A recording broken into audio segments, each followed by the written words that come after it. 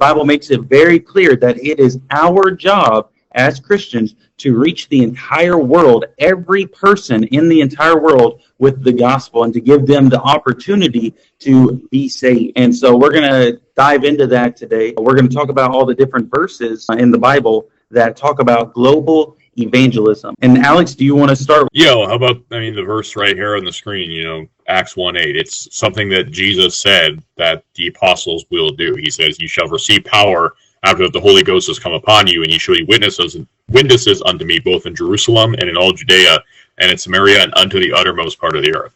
So he said, first Jerusalem, which is where they were, and then Judea, just like the surrounding, vicinity of where they are, like the region that they're stationed at. Samaria, which is like the next region over, like just north of Judea.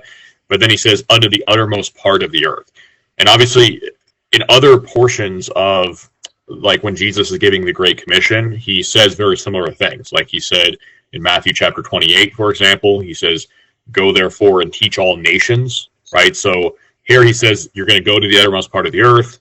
There he says, you'll reach all nations. And then, of course, Mark 16:15, "Go ye into all the world and preach the gospel to every creature." That even gets more specific. He's not even just saying, we'll just go to these far-off places and just reach, the nations in general, but he's actually commanding his disciples to reach every creature. So that's something that we should do as Christians. It's not just, optional. It's not just an idea. It's actually a commandment of God that we should preach the gospel to every creature.